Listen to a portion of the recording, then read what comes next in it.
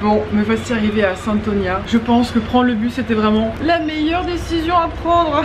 Ah non mais c'était horrible. Entre les zones industrielles, les zones commerciales et tout, il y avait même une raffinerie. Ça aurait été vraiment terrible de passer 2 jours dans cet endroit là. Donc je suis très contente d'être arrivée à Saint-Tonia. Là je vais essayer d'arriver ce soir à Guémès, mais il pleut. Yes. Donc c'est mon premier jour à marcher sous la pluie. Je sais pas trop quoi faire. J'ai l'impression que c'est de la pluie qui mouille. C'est immense. Ah, j'en peux plus. Ça me fait peur. Moi elle est pas cassée. Tout va bien, super. Yeah. C'est bon, je suis de nouveau sur le chemin. Ça c'est la plage que j'avais pas vue quand je marchais tout du long là-bas. J'ai même pas pu la voir. Ça c'est ce à quoi ressemble le chemin. Super. Et ça c'est moi. Non je crois que je suis compostée à 100% de l'eau quoi. Alors ceci je l'ai pas vu venir. Le truc c'est que malgré la pluie il faut pas oublier de boire. Même si on n'a pas beaucoup soif. Mes doigts ils sont déjà tout fripés. Bon. J'en ai marre. Je me suis trompée de chemin. J'ai pris le chemin vers la côte alors qu'en fait il fallait vers les terres et ça ce que je savais pas. Donc les gars en fait là ils vont déjà presque arriver alors que moi il me reste encore au moins 3 heures. Et du coup ce que je vais faire c'est que je vais aller avec Google Maps jusqu'à Castillo. Puis après à Castillo je devrais pouvoir retrouver les flèches parce qu'ici il y a 0 flèche. Je suis bien arrivée à Castillo mais je sais pas trop où est-ce que je vais pouvoir trouver les flèches. Et on vient de m'indiquer, et c'est une très bonne idée hein, d'aller tout simplement à l'église. Et de ce niveau là il devrait y avoir des flèches. Tout à fait logique. Pas oublier qu'on est sur le chemin Saint-Jacques-de-Compostelle. Et effectivement, il y a une flèche.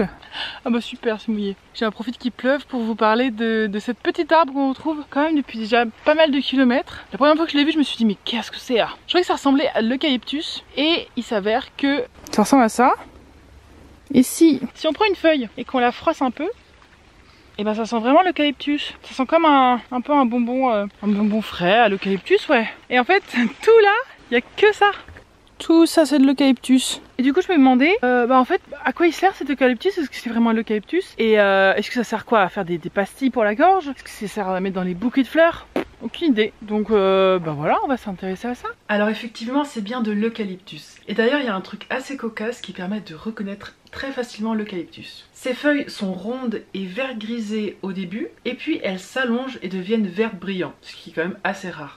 Mais donc à quoi sert l'eucalyptus? Eh bien j'étais très loin du compte en parlant de pastilles pour la gorge ou de l'eucalyptus pour mettre dans les bouquets. La réalité est beaucoup moins poétique. L'eucalyptus que nous voyons ici sert à la production de pâte à papier. Cette pâte est ensuite utilisée pour fabriquer du papier et du carton. On coupe des arbres pour s'essuyer le... Mais alors pourquoi planter cet arbre pour produire du papier? Eh bien l'eucalyptus a une croissance prolifique. Ça signifie qu'il pousse vite, ce qui permet de produire beaucoup de papier et donc c'est très rentable. Malheureusement il y a un hic dans le système et même plusieurs. L'eucalyptus est un arbre hautement inflammable, il y a donc plus d'incendies dans les zones où il est planté. L'eucalyptus est un arbre qui a de grands besoins en eau mais il va la chercher en profondeur, ce qui lui permet de pousser même sur les sols très secs. En grandissant l'eucalyptus épuise les sols, donc si on veut planter autre chose après ce type de culture c'est presque impossible. Et enfin la biodiversité au sein des plantations d'eucalyptus est très faible. Elle est même plus faible que celle au sein des plantations de pins. On parle de désert vert. Bon, sinon il y a quand même des fun facts sur l'eucalyptus. Enfin fun. Si on le mange, l'eucalyptus est toxique pour les humains et pour la majorité des animaux, sauf pour le koala. Le koala, il n'y a pas de souci, il est habitué, il est fait pour ça, c'est sa nourriture préférée. Je me suis trompée de chemin. Encore. Oh là là, où suis-je? Mais regardez, je dois repasser par là. Ah ouais d'accord, donc en fait j'arrivais de là. Bah du coup ça c'est pas un chemin, donc je vais par là.